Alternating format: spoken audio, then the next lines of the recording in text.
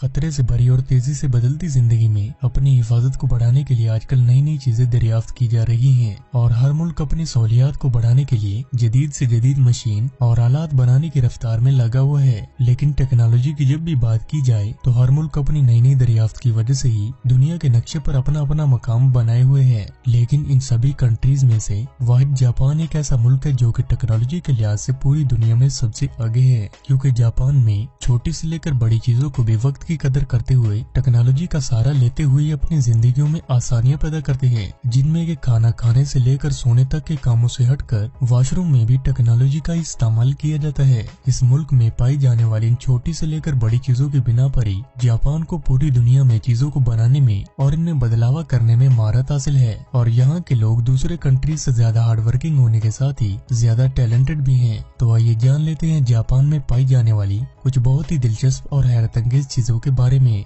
Number 1, heated carpet. आमतौर पर जैसे ही मौसम में तब्दीली आने की वजह से सर्दी का मौसम स्टार्ट हो तो इससे कमरे का फर्श बहुत ज्यादा ठंडा पड़ जाता है, जिसका बायस नजला, जुकाम और खांसी बनते हैं और इनसे बचने के लिए आमतौर पर पाँव में सॉफ्ट जूती या फिर सॉक्स का इस्तेमाल किया जाता है। लेकिन कारपेट एक ऐसी चीज है जो कि हमारे घर को ब्यूटीफुल बनाने के साथ ही सर्दी के मौसम में फर्श को ठंडा होने से भी बचाता है। लेकिन कारपेट को साफ करना और इसको अच्छी तरह से वॉश करना भी बहुत ज्यादा मुश्किल काम है। इसीलिए इस मसले से बचने के लिए जापानीज ने एक ऐसा कारपेट तैयार किया जो कि आम मार्केट में पाए जाने वाले कारपेट से बिल्कुल अलग और बिजली के जरिए गर्म होता हो। आमतौर पर सर्दी का मौसम में इस कारपेट से फायदा हासिल किया जाता है और इसकी खास बात ये है कि इसकी हीट को 100 डिग्री से भी ऊपर तक ले जाया जा सकता है। और जब बात है इसको साफ करने की तो ये पूरी तरह से वाटर प्रूफ और स्टेन रेजिस्टेंस भी है, जिस पर अगर कोई भी दाग लगाने वाली चीज गिर जाए तो उसको बआसानी सिर्फ पानी की मदद से ही साफ किया जा सकता है। Number 2, turning train seats. अपने सफर को कंफर्टेबल बनाने के लिए जापान के लोग सबसे आगे हैं, क्योंकि ट्रैवलिंग के दौरान हर आदमी सबसे अच्छी ट्रांसपोर्ट फैसिलिटीज का इंतखाब करता है, जिनमें कि ज्यादातर लोग आरामदेह सफर करने के लिए ट्रेन, प्लेन या फिर कार पर ही सफर करते हैं। लेकिन कुछ ऐसे आदमी भी होते हैं जिन्हें ट्रैवलिंग के दौरान सरदर्द और घबराहट के साथ ही उल्टी तक करने की भी नौबत आ जाती है और कुछ लोगों को चक्कर आने के साथ ही मन कच्चा सा होने लगता है। लेकिन जापान में लोग ज्यादातर सफर ट्रेन में ही करते हैं और जब जापान में सफर करने वाले लोगों की तादाद बढ़ती है तो बैठने की बजाय खड़े होकर सफर करना भी मुश्किल हो जाता है, जिससे ज्यादातर लोग घबराहट महसूस करते हैं, जिसको आमतौर पर मोशन सिकनेस भी कहा जाता है। इस प्रॉब्लम से निजात हासिल करने के लिए जापानी टेक्नोलॉजी से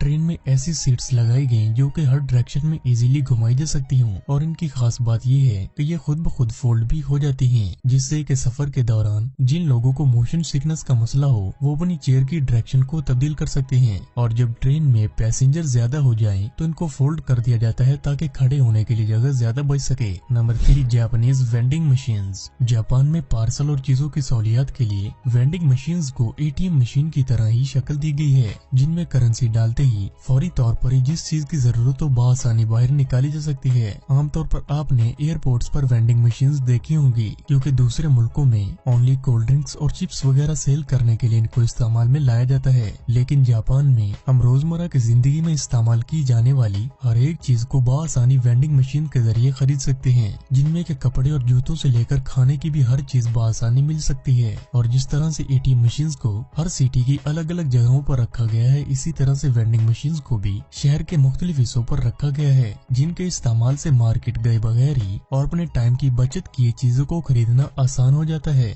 नंबर 4, टॉयलेट सिंक। ज्यादा पेस्टिसाइड और पोल्यूशन के बढ़ने की वजह से ग्लोबल वार्मिंग के चलते ही पानी की कमी का मसला तकरीबन हर मुल्क के बाशिंदों को ही करना पड़ता है। खासतौर पर समर सीजन में बड़े शहरों में पीने की पानी की कमी के साथ ही नहाने धोने की पानी की भी किल्लत पड़ जाती है, जिसके लिए हमें कड़ी मुश्किलात उठानी पड़ती हैं। ये बात आपने नोटिस की होगी कि बाहर के टॉयलेट्स में एक फ्लश टैंक साथ मुंसलिक होता है, जिसमें तकरीबन 7 से 8 लीटर पानी मौजूद होता है और जब भी फ्रेश होने पर इसको फ्लश किया जाए तो ये 7 से 8 लीटर पानी इसी तरह से जाया हो जाता है। लेकिन जाया होते पानी के इस मसले को जापान में बहुत ज्यादा सीरियस लिया गया, जिसके लिए ऐसे जदीद सिंक और फ्लश टैंक का इंतजाम किया गया जिसमें हाथों को वॉश करने के लिए इस्तेमाल किए गए पानी को ही दोबारा इस्तेमाल किया जा सके। जापान में मौजूद वॉश बेसिन आम हमारे घरों में पाए जाने वाले वॉश बेसिन से बिल्कुल मुख्तलिफ हैं, क्योंकि ये सीधे ही टॉयलेट के फ्लश टैंक से जुड़े हैं कि जब भी हाथों को धोने के लिए बेसिन का इस्तेमाल किया जाए तो ये पानी जाया होने की बजाय सीधा ही टॉयलेट के फ्लश टैंक में चला जाता है, जिससे कि पहले से यूज किए हुए पानी को दोबारा फ्लश करने के लिए इस्तेमाल किया जाता है। Number 5, home dry cleaner machine. हमारे घरों में इस्तेमाल की जाने वाली वॉशिंग मशीन में पानी को ही इस्तेमाल किया जाता है, जिससे कि पानी के जरिए ही कपड़ों को धोकर इन्हें बाद में धूप में सुखाया जाता है। लेकिन इस मसले से निजात हासिल करने के लिए जापान में कपड़ों को धोने के लिए ऐसी मशीन का बंदोबस्त किया गया जिसमें कि पानी का इस्तेमाल किए बगैर ही कपड़ों को बआसानी साफ करके इनमें मौजूद जर्म्स और बैक्टीरिया को भी खत्म किया जा सके।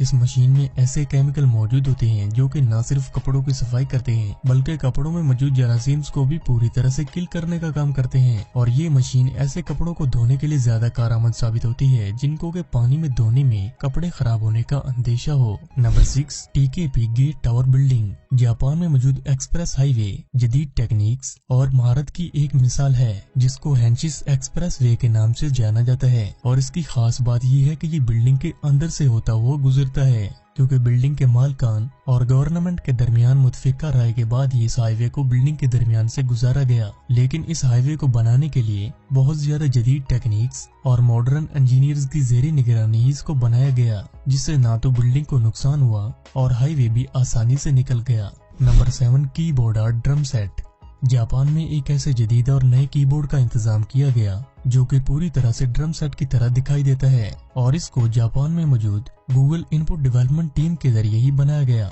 इस कीबोर्ड की खास बात यह है कि इसके बनाने वाली टीम के मुताबिक ये कीबोर्ड आम कीबोर्ड से ज्यादा तेज और काम करने में भी ज्यादा कंफर्टेबल है, और इस कीबोर्ड को ड्रम सेट की तरह भी इस्तेमाल में लाया जा सकता है। और ये कीबोर्ड जापान में बनाए जाने की वजह से ही अभी तक जापानी लैंग्वेज में तैयार किया गया है, लेकिन आने वाले वक्त में इस कीबोर्ड को दूसरे मुल्कों में भी भेजा जाएगा। Number 8, sci-fi doors. ज्यादातर शॉपिंग मॉल्स और होटल्स में ही खुद ब खुद खुलने वाले दरवाजों का इस्तेमाल किया जाता है, लेकिन मूवीज में साई-फाई डोर्स को पूरी तरह से जदीद और हैरत अंगेज टेक्नोलॉजी की शक्ल देकर शायकीन को दिखाया जाता है। लेकिन मूवीज में बनाई जाने वाली तमाम तो टेक्नोलॉजी VFX का ही कमाल है, लेकिन जापान में एक ऐसे डोर की इजाद की गई जो कि बंद होने में और खुलने में काफी ज्यादा तेज और प्रोटेक्शन के भी एक मिसाल है, और इस दरवाजे को ETAF ऑटोमेटिक डोर के नाम से भी पुकारा जाता है, क्योंकि इसमें पूरी टेक्नोलॉजी इंफ्रारेड सेंसेस की ही देन है, और जब भी इसमें से कोई भी आदमी बाहर निकले